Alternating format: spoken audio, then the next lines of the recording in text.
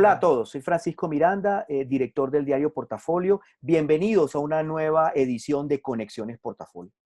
Hoy queremos abordar uno de los temas fundamentales, no solo de la economía en general, sino también del momento que atraviesa el mundo y la economía colombiana en particular, con los impactos del coronavirus y de la pandemia global que nos afecta a todos. Me acompaña el día de hoy Camilo Herrera. Camilo, fundador de la firma Radar. La firma Radar es un tanque de pensamiento dedicada al estudio del gasto y de consumo en la economía. Camilo, Exacto. gracias por acompañarnos. Francisco, con todo el gusto del mundo. Camilo, primero para las personas que nos escuchan, ¿por qué es importante para la economía y para los ciudadanos del común analizar y estudiar cómo gastamos y qué consumimos? A ver, la economía entendida como a veces nos confundimos y la llamamos el PIB o el Producto Interno Bruto. Nos cuenta toda la historia de lo que pasa dentro de la producción, el ingreso, los hogares y las empresas. Y el consumo de los hogares es cerca del 68% de toda esa economía. Básicamente es el paquete más grande que existe dentro de toda la economía. Lo que pasa en el consumo de hogares afecta al resto de la economía y obviamente lo que pasa en ciertos sectores de la economía va a afectar a los hogares. Entonces, cuando usted le hablan de la economía, eso suena lejos, le hablan del PIB, eso usted no lo entiende porque lo siente, pues no lo siente suyo. Cuando se le habla del consumo de hogares, usted dice, eso sí yo lo entiendo. Yo compro papa, yo tengo televisión por suscripción, yo pago arriendo, yo pago servicios, yo tengo carro o me monto en bus. Es mucho más cercano a la gente porque tiene que ver con su bolsillo y no con el abstracto de toda la economía colombiana. Ok, entendido. Entonces, ¿cómo describiríamos cómo se descompone, por decirlo de alguna manera, el consumo de un colombiano promedio, no de una persona que sea demasiado rica, que obviamente pues el consumo refleja también los ingresos disponibles que tenemos, Claro, tampoco claro. de una persona pues digamos muy vulnerable o en condición de indigencia, porque obviamente tampoco va a reflejar el promedio del colombiano. Un colombiano promedio, ¿cómo describirías tú cómo se compone lo que esa persona gasta y consume durante un mes de su vida? Ahí, o sea, la precisión que usted hace es fundamental, porque hay que entender que cuando uno habla de números promedios o de números grandes, pues elimina los extremos y elimina las diferencias. Entonces, la persona que gasta mucho va a gastar distinto a la que gasta poco porque tiene un ingreso menor. Muy válido su punto. Entonces, si uno divide el gasto de los hogares en 8 grandes grupos, lo que es comida, alimentos, tanto en la casa como por fuera del hogar, es cerca del 32% del gasto. Mantenimiento de la vivienda, que se refiere a arriendo, servicios públicos, comprar muebles, neveras, todo el tema de aseo del hogar, escobas y demás, eso es cerca del 25% del gasto. La ropa y todo el mundo de la moda, zapatos y esas cosas, llega a ser cerca del 3,5%. Salud y educación, cada uno pesa cerca de un 5%. Entretenimiento pesa muy poco, solo pesa el 3%, pero cada vez es más grande dentro del bolsillo de los colombianos. Transporte y comunicaciones pesa cerca del 14% del gasto, pero porque están las dos canastas. El hecho de moverse, es decir, mantener el carro, coger bus, coger taxi, montarse en un avión, todo lo que hay detrás de eso, y comunicaciones que se refiere a todo el tema de telefonía, telefonía celular, internet y obviamente porte de cartas, que eso, si bien la palabra carta ya no se usa mucho, se refiere a todo el tema de encomiendas por todo el país. Y finalmente el paquete de gastos varios que incluye todo lo que es licores, aseo personal, desodorante, champús y estas cosas, y los gastos financieros que son cerca del 8 o 11% dependiendo de la persona. Entonces, si tuviéramos que, digamos, un poco diferenciar en dos o tres productos o dos o tres canastas, el consumo del colombiano rico y el consumo del colombiano pobre, uno podría decir, de pronto el colombiano de menos recursos gastará más en transporte y en comida, como normalmente, o en arriendo, como lo pensaría uno.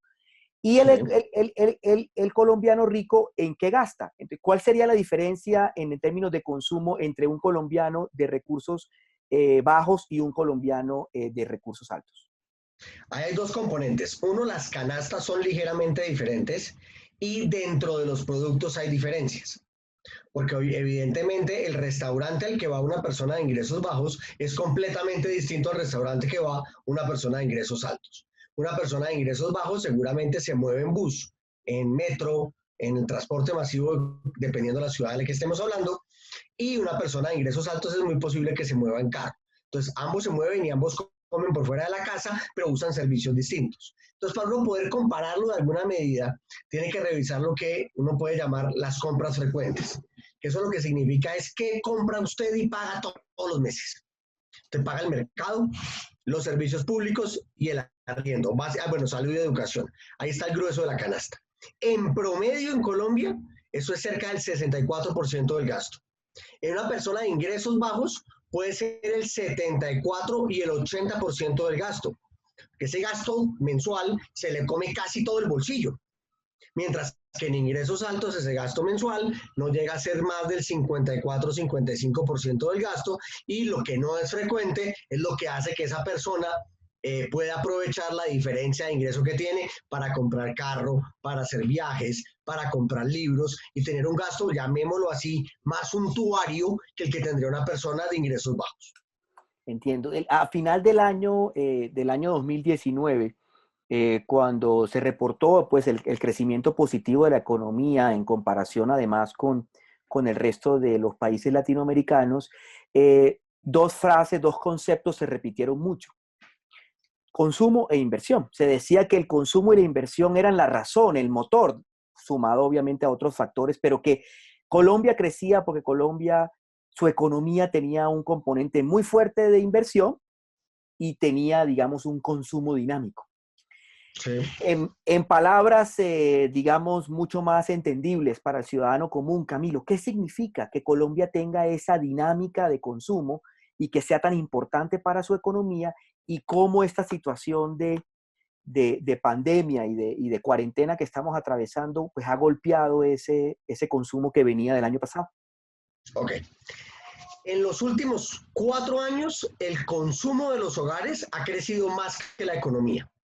Entonces, cuando usted crece más que la economía, lo que es, básicamente eso significa es que usted está ayudando a crecer a la economía, porque hay otros sectores que crecen por debajo y son los que hacen que la economía no crezca tanto. Entonces, cuando el consumo de hogares crece tanto, lo que usted está diciendo de una u otra manera es que Colombia, vía demanda interna, está creciendo. O sea, crecemos más por lo que la gente consume adentro que lo que vendemos hacia afuera. Entonces, claramente cuando uno mira los datos de la economía colombiana, Colombia compra más cosas del extranjero que las que les vende al extranjero. ¿Por qué? Porque nuestra demanda gasta mucho. Pero esa demanda viene creciendo no solo porque la gente tiene mejores salarios, y seguramente ustedes saben que el salario mínimo en los últimos años ha tenido unos crecimientos importantes, tenemos una inflación relativamente controlada, lo cual permite comprar de una manera más fácil en los hogares. Y hay un tercer fenómeno que es fundamental y que últimamente no se ha mencionado mucho, pero es clave, y es el tema de los venezolanos.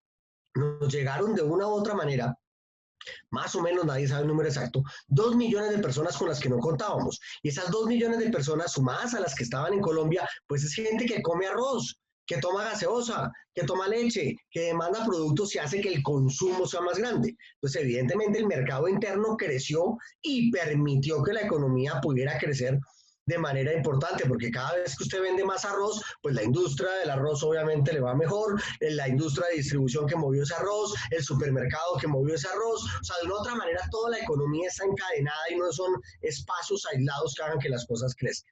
Entonces, cuando uno viene creciendo feliz y maravilloso por todo lo que empieza a ocurrir, pues obviamente eso tiene que llegar a un punto y empieza a frenarse sin mayor problema, y era lo que esperábamos que iba a pasar este año. Pues que venía así, así, así, así, y de repente hizo ¡pum! Porque pasó una cosa que nunca había pasado en la economía mundial, o desde que yo soy economista y he estudiado la ciencia y los libros que he leído, y es la demanda desapareció. La demanda se quedó en la casa. Entonces, al Explique, quedarse la demanda en la casa, Camilo, expliquemos un poquito eso, expliquemos un poquito qué significa ese choque de demanda prácticamente histórico, pues, que defines. sí, no, es que eso no existe, Francisco, eso jamás haya pasado en libros de texto, a menos que sean casos puntuales, como el caso de Fukushima en Japón, cuando tembló y la planta nuclear se reventó, y cosas de ese estilo, que la demanda queda aislada. ¿Qué pasó? La gente se quedó en la casa. Y cuando la gente se queda en la casa, pues todo el comportamiento de compra cambia. Entonces, cosas que usted compraba como ir a cine, pues no puede ir a cine. Que yo quiero ir a un concierto, no puede ir a un concierto. Que yo quiero ir a un bar, no puede ir a un bar. Que yo quiero ir a la tienda del barrio, bueno, puede ir, pero tiene media hora, tiene que ir con máscara, tiene que ir. La cosa se le complicó. Entonces, de un 100% de gasto que usted hacía, supongamos 1.000.000 de pesos al mes, es un promedio relativamente sensato por persona, usted más o menos 150.000 pesos ya no los puede gastar, porque no tiene cómo llegar a esos productos. No puede llegar al cine, no puede llegar al bar, no puede montarse un bus, no puede gastar gasolina para el carro. O sea, de un solo golpe, cerca del 15% de su gasto queda completamente reducido. Entonces los hogares empezaron a reestructurar su gasto, porque cuando a usted le dicen que se quede quieto, pues usted no se queda quieto. Usted inmediatamente sale corriendo para la tienda, compra comida, compra medicamentos, en este caso compra cosas nuevas como alcohol, desinfectantes, máscaras y cosas de este estilo, para prepararse para quedarse quieto. Entonces hubo un pico de gasto en marzo, de la gente gastó más, lo que uno llama una compra anticipada, una compra de abastecimiento, por darle un término a eso, que cuando llegó abril, el gasto de los hogares se contrajo de una manera muy importante, porque la gente, ¿qué está gastando?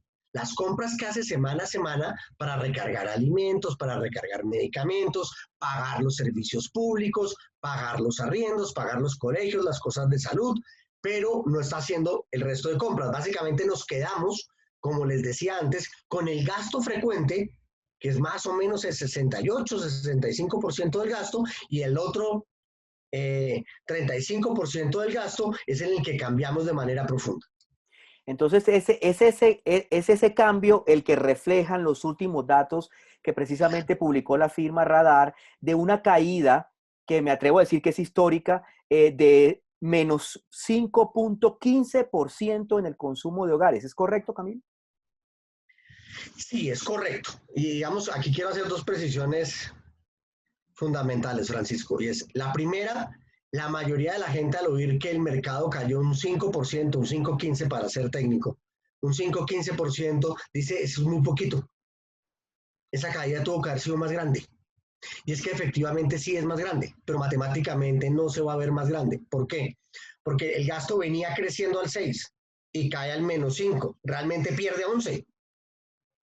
Pero cuando me comparo frente al año pasado, solo perdí 5. Okay. Porque eso que no crecí, pues no queda contabilizado. La caída realmente es más grande.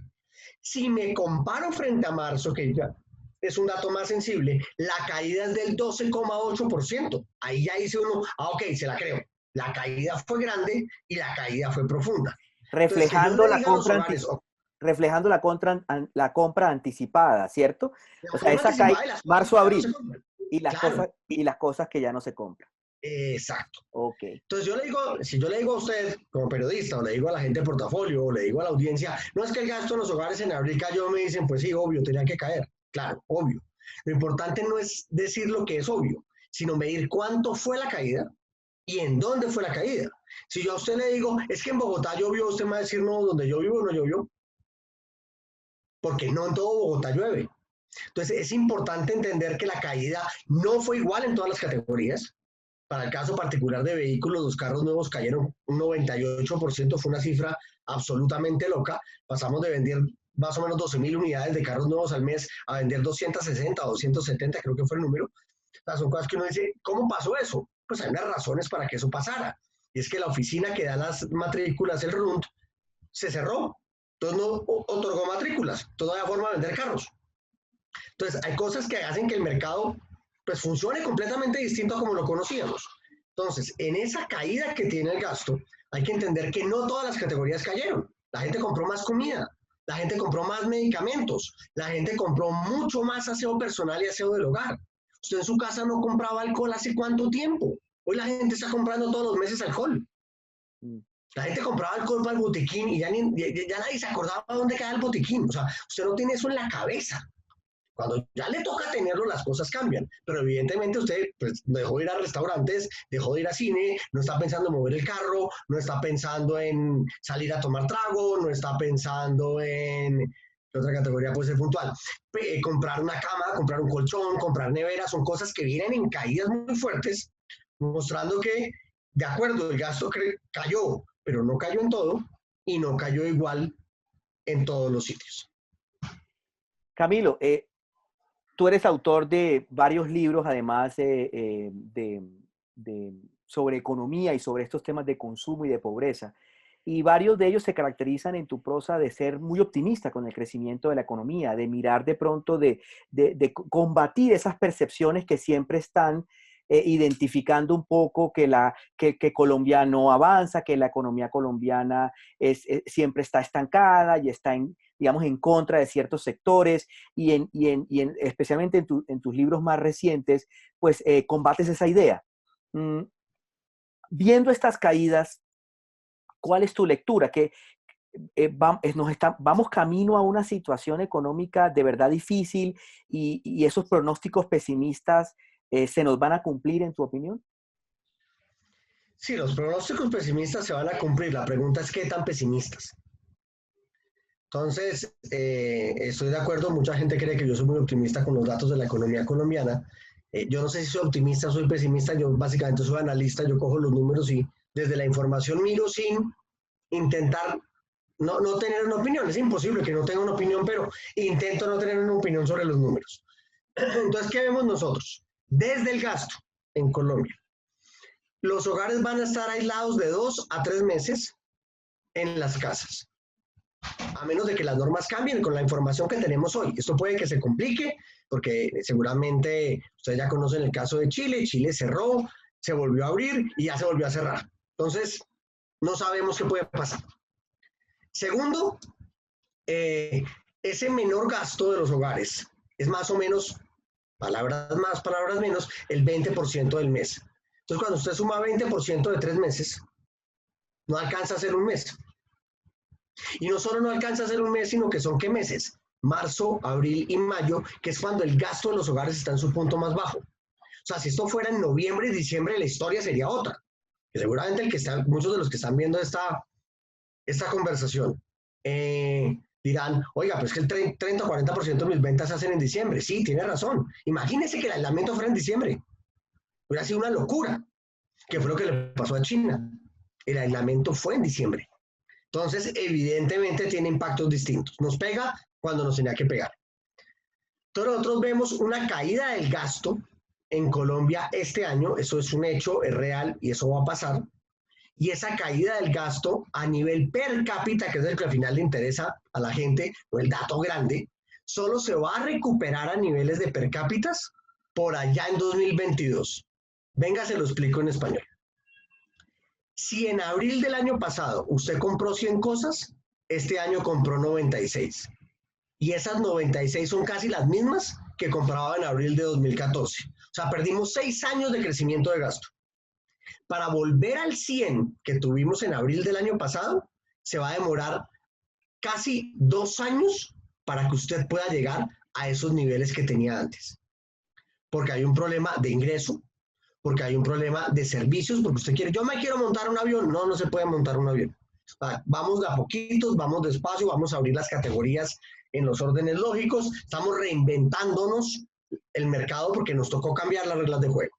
Entonces vemos una caída en la demanda que va a ser menor que la caída de la economía. ¿Por qué? Porque en la economía, Francisco, hay sectores que no están tan vinculados al gasto, que van a caer muy fuerte. Yo veo 3 sectores que están en riesgo grande en Colombia este año. Primero, y es evidente, el mundo del petróleo. Con un precio de petróleo bajito, pues básicamente no hay pozos de petróleo que no van a sacar el petróleo porque los costos no le dan. Entonces imagínese que usted tiene una tienda, vende leche a 2.000 pesos y le dicen que la venda a 1.000, pues no la vende, porque no tiene sentido venderla. Entonces, en petróleo nos pasa lo mismo. Ni siquiera ordeño a la vaca, sería el ejemplo. No, exacto, ¿para qué lo hace? Entonces, petróleo va a tener una caída en producción.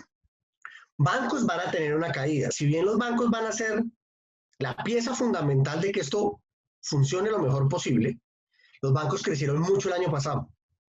Y crecieron mucho, no solo los bancos, todo el sector financiero, bancos, sistemas de pensiones, inmobiliarias y todo lo relativo a lo financiero. Crecieron mucho, uno, por una gran colocación crediticia que se dio, y dos, por una valoración de activos muy grande. ¿Qué significa eso en español?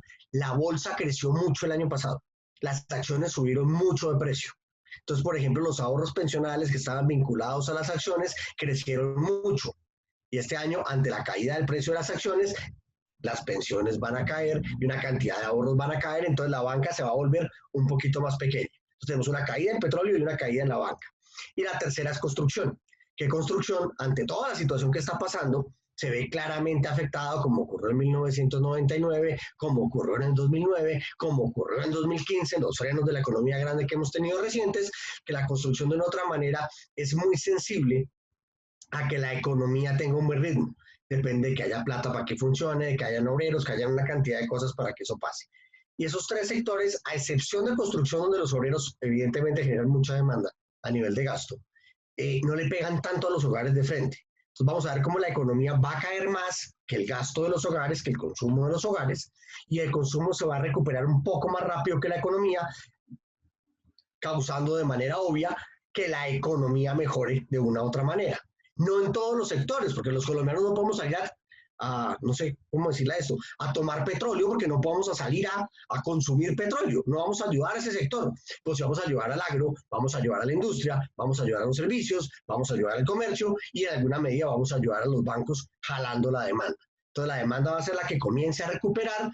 Nosotros vemos que la demanda va a caer como está cayendo en el segundo trimestre, abril, mayo, junio. Quizás en julio y agosto ya veamos números positivos y seguramente ya a final de año vamos a estar viendo comparados frente al año pasado crecimientos. Pero cuando lo bajemos a per cápitas, no al total de los colombianos, sino a usted, a mí y a los que estén viendo esto, vamos a comprar menos cosas a final de año de las que estábamos comprando a comienzos de año. Y esa última frase, Camilo, ¿qué significa para la economía? Que una economía en 2 años, que nos demoremos 2 años individualmente para cada uno volver a lo que pudimos comprar el año pasado. ¿Qué significa en términos reales? Que se nos contrajo, que nuestra economía está más pequeña. ¿Cómo traducimos eso ya saltando otra vez al país? ¿Cómo lo traducimos? ¿Estamos decreciendo? No, sí creceríamos este año como economía o como total del consumo de hogares, pero ya el otro año estaríamos creciendo y la economía sería más grande y el consumo de los hogares sería más grande. Pero porque hay más gente. Okay. Cada vez que nace alguien, es un consumo per cápita más. Cada vez que llega un venezolano de afuera o una persona de Ecuador, que van a comenzar las migraciones de Ecuador, o gente que llega a Colombia, va a hacer que Colombia en población crezca. Entonces el mercado va a crecer. Por eso es muy importante analizar los datos por persona, porque la sensación de bienestar de la gente va a ser distinta. Entonces usted como analista va a decir, pero el PIB está creciendo al 3%, ¿por qué la gente está tan molesta? Porque su PIB, el de él solito, si bien está creciendo, no está al mismo nivel del año pasado. Entonces, en vez de comprar 100 cosas, está comprando 98 o 97 o 99. Dice, el hecho de que yo deje de comprar una cosa afecta mi calidad de vida. Y voy a hacer todo lo posible para mejorar y recuperar eso y en lo posible seguir teniendo una mayor capacidad de compra. Entonces, si uno lo mira de promedio, pasar de 100 a 99, pues suena tonto. Uno puede sacrificar un producto sin mayor problema. Pero si usted es una persona de ingresos bajos, la caída no es de 100 a 99, puede ser de 100 a 90. Y en ingresos altos de repente no hay caída. Entonces, cuando uno mide los per cápitas o por persona, lo que tiene que lograr es que eso siempre crezca para que las personas más vulnerables, con menores niveles de ingreso, puedan crecer su nivel de ingreso. Si no, no estamos solucionando los problemas sociales que evidentemente tenemos en el país y son muy profundos. Camilo, la, digamos, la idea, la reflexión o el debate que se está teniendo en estos momentos, que estamos en medio de esta situación crítica, pues me voy a atrever como a simplificarla como en dos bandos. En uno, hay personas que dicen lo que estamos viviendo nosotros nos va a cambiar permanentemente. Vamos a tener unas transformaciones muy profundas y obviamente cada sector se analiza desde el turismo, la educación, el transporte aéreo y se dice, señores, vamos a tener una transformación profunda. Y hay otro grupo de analistas, también estoy simplificando aquí, cuyo análisis va más en la dirección de nos encontramos en un bache grande, una caída importante en algunos indicadores históricos, pero tenemos la capacidad de, en una vez rápida, rebotar y mantener un poco o regresar un poco a lo que teníamos en un cierto tiempo, sea 2021, sea 2022 o 2023. ¿Cuál es su opinión entre esas dos interpretaciones? En el término de consumo y de gasto, que es lo que Radar y tú estudias, eh, ¿habrá transformaciones profundas hacia adelante del consumo de los colombianos? Si eso fuera un diagrama de Venn, yo no sé si me entienden todos que es un diagrama de Venn, esas peloticas que uno estudiaba en el colegio. Yo estaría en la mitad de la intersección de esos dos puntos. Yo creo que van a pasar las dos cosas al mismo tiempo.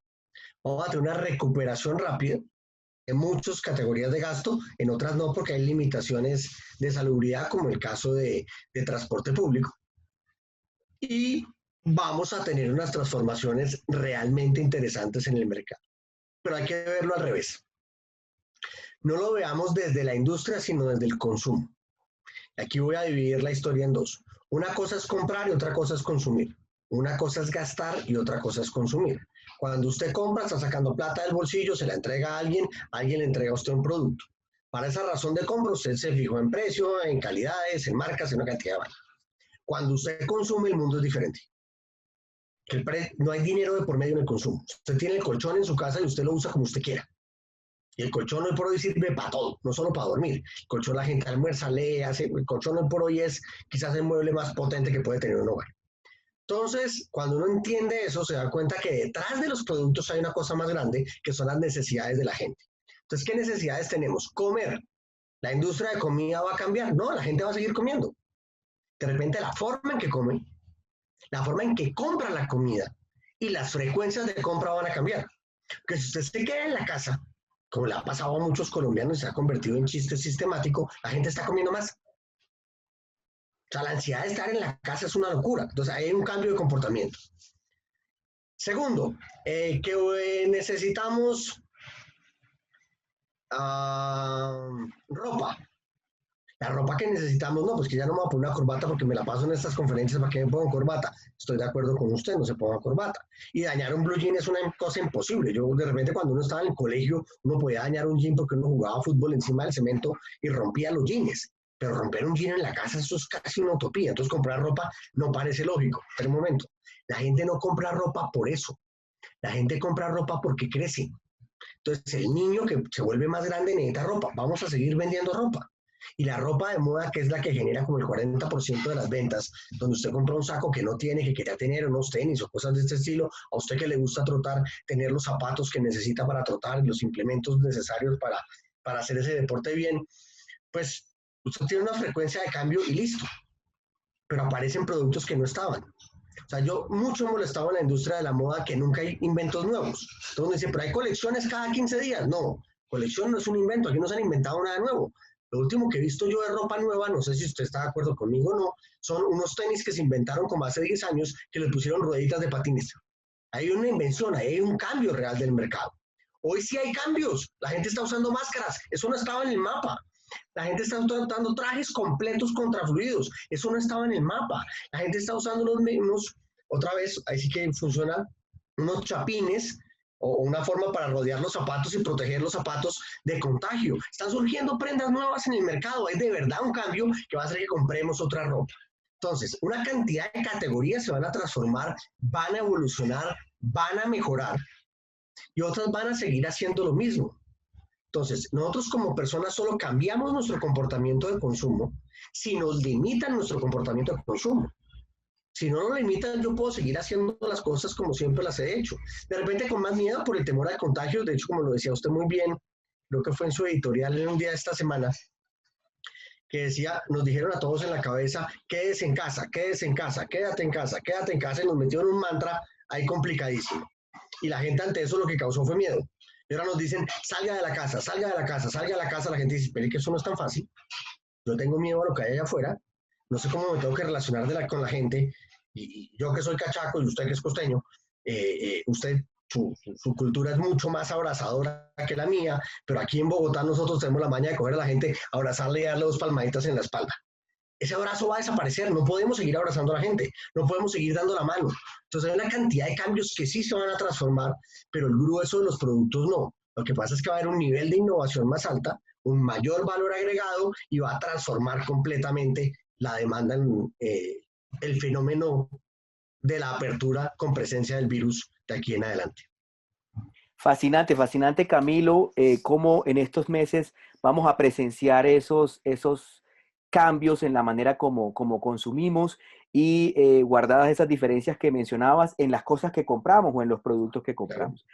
Camilo Herrera, fundador de Radar, una firma pionera, un tanque de pensamiento pionero en el estudio del gasto y el consumo, en esta versión de Conexiones Portafolio, hablando de por qué es importante consumir, qué perspectivas tenemos del gasto, cuál es su papel en la economía y especialmente en condiciones de pandemia, cuáles son las transformaciones que vamos a tener. Muchas gracias, Camilo, por acompañarnos en Conexiones Portafolio esta vez. No, Francisco, a ti muchas gracias, a la audiencia muchas gracias y a todos los empresarios y padres de familia un agradecimiento enorme. Yo sé que el esfuerzo que están haciendo es descomunal para que su vida y el país siga adelante. Me sumo a ese mensaje también y los invito a una próxima edición de Conexiones Portafolio.